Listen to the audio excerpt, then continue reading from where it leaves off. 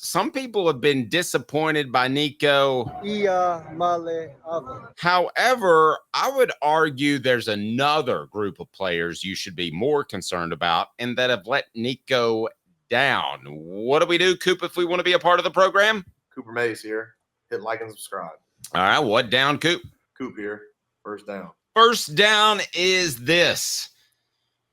John, these Tennessee receivers, have they made nearly enough plays on their own to be an advantage for Nico every time he steps under center, drops back in the shotgun? No, not at all. I mean, this receiving core is very overrated. Tennessee coach Josh Heupel talked in preseason about how talented it was, how deep it was. And maybe it's deep. Maybe they got a bunch of average guys, but that's what I'm seeing. I'm not seeing guys making plays. I'm not seeing somebody turn a hitch route into a touchdown. I'm not seeing guys make people miss. We're talking about watching a lot of college football every Saturday. You see it in other games. You see a receiver turn a short pass into a long gain. What do you see with Tennessee's guys? It's as though they have a bunch of possession receivers. I thought Chris Brazell was going to be more of a deep threat. I'm not seeing that with him. He had a good catch against Alabama. Drops too many passes. I guess Dante Thorne is probably maybe their best playmaker. Brew McCoy looks slower than ever. He looks I think go back to his 2 years ago when he had 52 catches. I mean, I didn't think he was a speed guy, but he looked faster than he does now. Maybe it has to do with last year's injury, but he's extremely overrated as a receiver. It's as though Tennessee has a bunch of number 3 receivers. Ouch. Now, injuries have been a part of that, Caleb, especially with Squirrel White. We've seen Dante Thornton leave. We've seen Brew McCoy with a hand injury. But, John, you pointed out when you and I talked about Brew McCoy, it just doesn't seem like he's gaining a lot of separation. And I wonder if that injury last year is still a factor in that. Well, it could be, but as I said, we never thought of him as a speed guy. But we also make tackles and maybe make a play. But I'm not seeing any acceleration from him. Same with Squirrel White. I really thought when I saw Squirrel White as a freshman, he would become an all-SEC receiver. I thought he would be a great slot receiver, had speed, may have those quick darting moves, and I was totally wrong about him. Yeah, he's had a shoulder injury this year, but still, even that aside, he wasn't as good last year as I thought he would be, not nearly as good. To push back just a little bit on Brew, he has had, I think, 2 solid games recently with 80 yards against Alabama and 56 against Kentucky. I think they're using him to move the ball a little more with his physicality. But I will say, John, I'm with you. I think the biggest difference between this year and last year is that last year we were complaining about receivers not making plays for Joe Milton every now and then, like making extra plays. This year, we're not complaining about them not making play, not like going the extra mile to make a spectacular play. We're complaining about them not just executing the basic plays, like catching a ball over the middle that's an easy touchdown, which is the difference.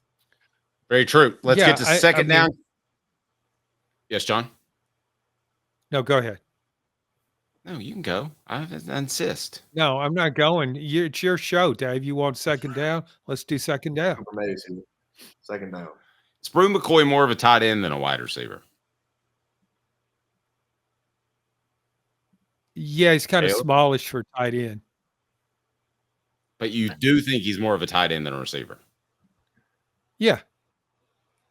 I think he's more of a wide receiver. Brew McCoy doesn't look any slower to me than Juwan Jennings looked for Tennessee a few years ago, honestly. I just think Juwan, I still think he's more of a receiver. I think we haven't seen him have the chance to really showcase himself as much. Okay. He's had a lot of games to showcase himself. I'm just going to say that. 9 games. Now. Yeah, he's the best. Do you guys not think he can run faster than a 4.7 40 right now? I hope so. Because John, I say that. Well, John, I say that because Juwan Jennings could not crack a 4.7 40, and he had one of the best receiving seasons of all time in Tennessee history with Jeremy Pruitt as his head coach in 2019. and Jared Garantano throwing him the ball. I would say this with Jennings too. You have to put a lot of work into 40 time. It's really a completely different workout than playing football. And I'm just going to guess that he didn't spend a lot of time in learning how to run the 40. You can't tell me that Juwan Jennings, who's had a great NFL career, you can't tell me that he couldn't run a sub 4.5 40 if he spent time with the track coach. No, I don't think he could. I actually don't think he could. Okay, then he would. If that's the best he could do. I mean, there are Tennessee offensive linemen that have done that. I think I think with Brew, it's other issues not related to Brew that aren't getting him the chances this year. That's just all I want to say. Okay, you're telling me though that David Ligon and Juwan Jennings in a 40-yard dash would be about the same. Possibly. Juwan Jennings looked slow when he played at Tennessee. Get to third down. All right, who has been Tennessee's best receiver? John, best receiver this season. Is that not third down? I think I hit third down. Did I not? You did not. No. Tennessee center Cooper Mays here. Third down. Dave's got the Tennessee's best Colorado receiver. downs. Has been. Glad we got the down cleared up. Yeah, it's like Colorado all over again. Who's been Tennessee's best receiver? There is none. It's just a group of guys that do about the same thing. Ouch. Caleb? I mean, I think just numbers wise, it's been clearly Dante Thornton. He's got 17 catches for over 400 yards and 3 touchdowns. But I'm going to stick with my defensive Brew because even though he doesn't have a touchdown and just 345 yards, he catches a lot of passes in coverage, and he turns a 10-yard gain, and whatever catch Brew makes, you should add about 10 to 15 yards onto the catch because he's going to shed some tackles every single time. Is he this year? I'm not seeing that at all. I've definitely seen that. I saw a catch against Alabama where he shed about 5 tackles and set Tennessee up in the red zone. And I saw one, I think it was NC State or Oklahoma where he did that. Look, I just don't think Tennessee's throwing Brew the ball enough. I've said that from the start. They need to be throwing it to him more. All right, so who can save this Tennessee wide receiver group? Fourth down, brought to you by Double D Piping. Double D Piping provides full-service fire protection on any scale. From residential homes to government facilities, we can assist any customer through design, fabrication, installation, inspection, and demonstration of fire suppression systems. With 30 years of service across 5 states and a full staff with over 40 years experience, our quality can't be beaten. Don't get caught watching what you could have prevented.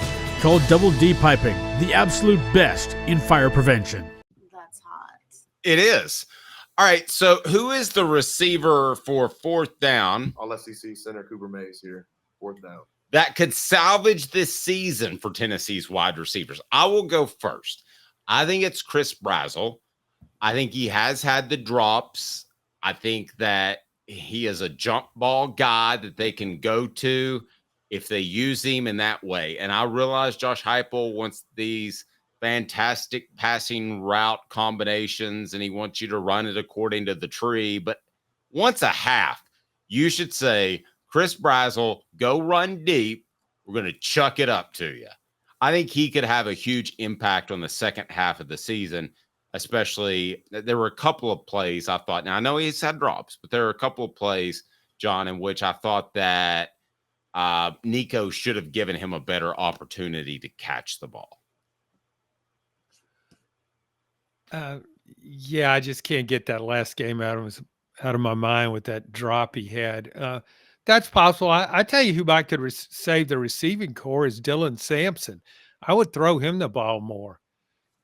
I think he's a guy that can make plays in the open field. And Tennessee's, what's he caught? Maybe 9 passes all year. He caught more last year, I think.